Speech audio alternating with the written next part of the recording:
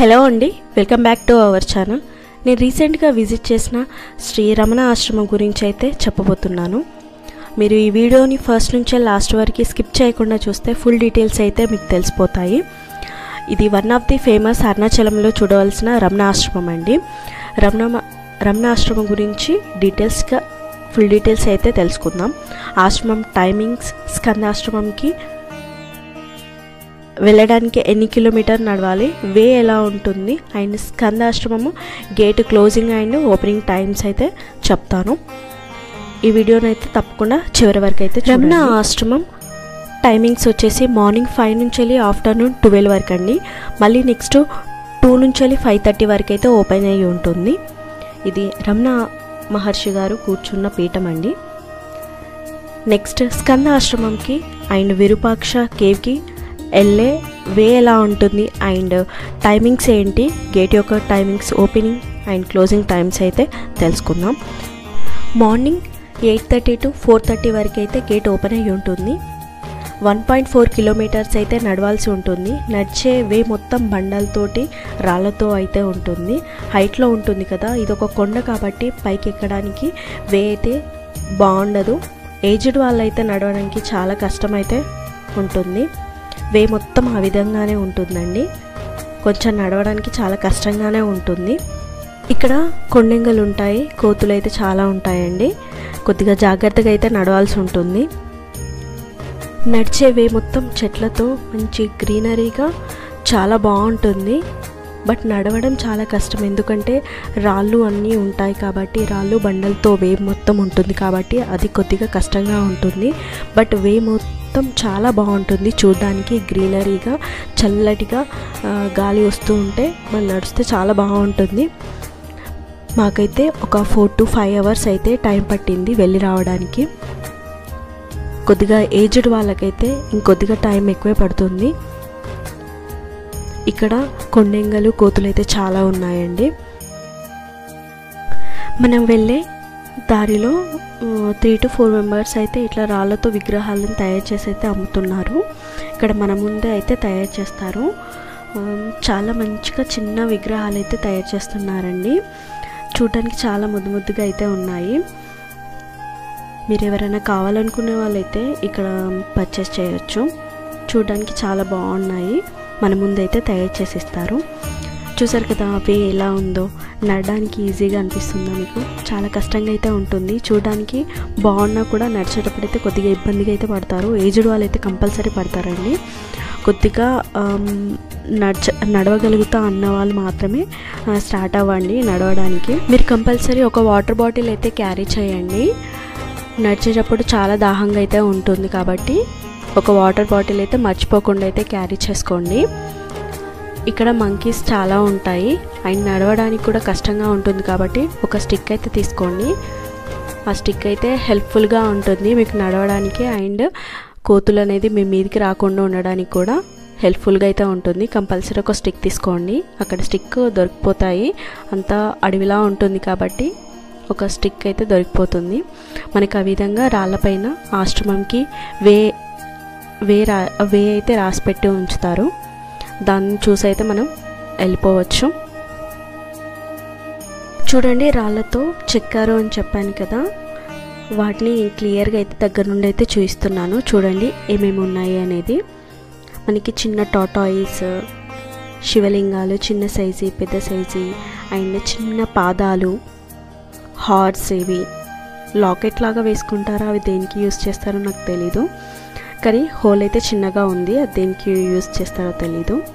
అలాంటి చిన్నవి అయితే చేసి పెట్టారు. మంచిగా శివలింగాలు అయితే బాగా ఉన్నాయి. మంచిగా వినాయకుడు ఉన్నాడు. చిన్న కుంకుమ బర్డీ లాగా అయితే చేసి పెట్టారు. నెక్స్ట్ ఇంకా చిన్న ఐటమ్స్ వేసుకోవడానికి అయితే రాయితో చేసినవి అయితే చాలా ఉన్నాయి. ఇక్కడ చూడండి ఎలిఫెంట్స్ ఉన్నాయి. అన్ని దేవత విగ్రహాలైతే, దేవుళ్ళ విగ్రహాలైతే వీళ్ళు చెక్కి పెట్టారు. బుద్ధుడివి ఉంది, వినాయకుడు, హనుమాన్, అమ్మవారివి, ప్రతి ఒక్క ఐటమ్ అయితే ఉండిందండి. వాళ్ళు చాలా బాగా చెక్కారు, చాలా నీట్గా అయితే ఉంది. నెక్స్ట్ అక్కడక్కడ స్టాల్స్ అలా విధంగా అయితే పెట్టి ఉంచారు. నెక్స్ట్ వే మళ్ళీ నడవడం అయితే స్టార్ట్ చేసాం. చూడండి, చూడడానికి ఎంత బాగుంది, గ్రీనరీగా చాలా బాగుంది వే అయితే చూడడానికి. కానీ నడిచేటప్పుడు చాలా ఇబ్బంది అయితే పడ్డాము. చూడండి ఎన్ని మంకీస్ అయితే ఉన్నాయో. మీరు ఏమైనా తినడానికి అయితే క్యారీ చేస్తే అవి తప్పకుండా అయితే మీ మీదకైతే వచ్చేస్తాయి, చూసుకొని అయితే వెళ్ళండి.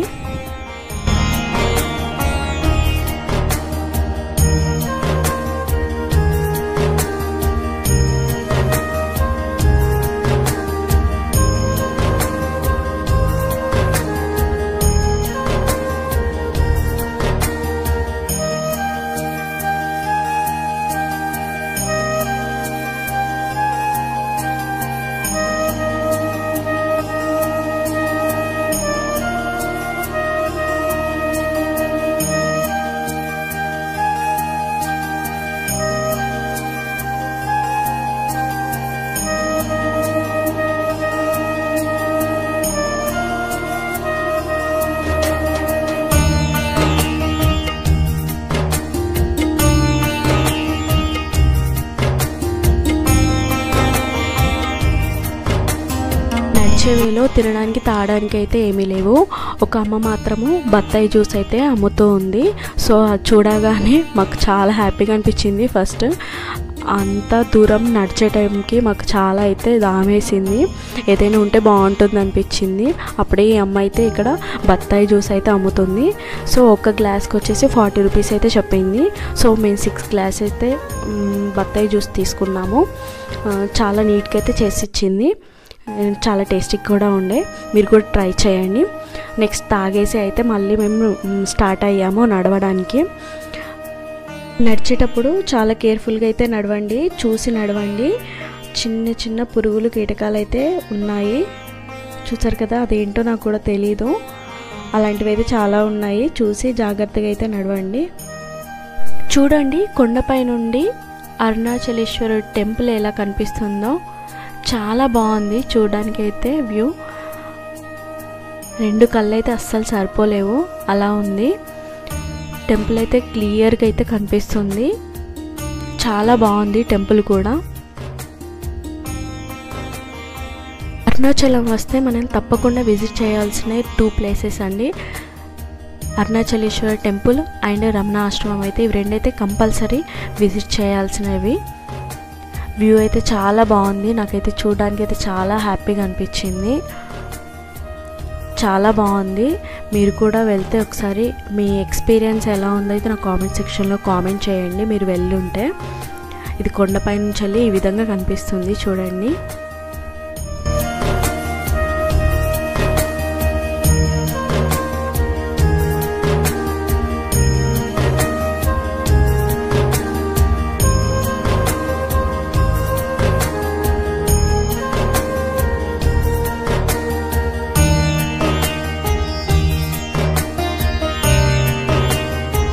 నెక్స్ట్ అయితే స్కందాశ్రమంకి ఎంట్రీ అవుదాం.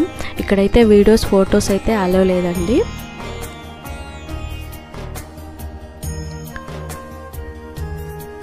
లోపలికైతే ఎంట్రీ అయ్యాము. చూడండి, చాలామంది మెడిటేషన్ అయితే చేసుకుంటున్నారు. ఇది విరూపాక్ష కేవ్ అండి.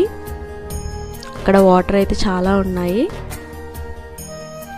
చూడండి, ఆశ్రమం లోపలికి అయితే వెళ్దాము.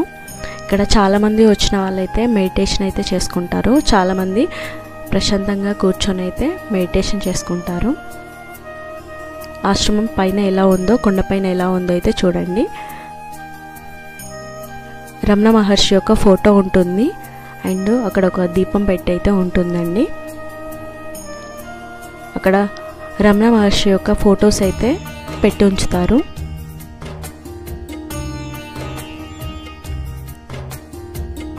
చూసారు కదా, చాలా బాగుంది కదా. నెక్స్ట్ చూసేసిన తర్వాత మేమైతే రిటర్న్ అయితే అయ్యాము. సేమ్ అదే వేలో మాకైతే ఒక 4 to 5 hours అయితే పట్టిందండి వెళ్ళి రావడానికి. వే నడవడానికి కష్టంగా ఉన్నా చూడడానికి చాలా బాగుంటుంది, చాలా గ్రీనరీగా ఉంటుంది, చెట్లతోటి చాలా హ్యాపీగా అయితే అనిపిస్తుంది. ఇక్కడైతే పికాక్స్ కూడా ఉన్నాయి, ఒక 4 to 5 పికాక్స్ అయితే ఉన్నాయండి. అవి మన మధ్య తిరుగుతూ ఉంటాయి. వాటిని చూస్తే కూడా చాలా హ్యాపీగా అనిపిస్తుంది మనకి. చూసారు కదా, ఈ వీడియో మీకు నచ్చిందని అనుకుంటున్నాను. Thank you for watching.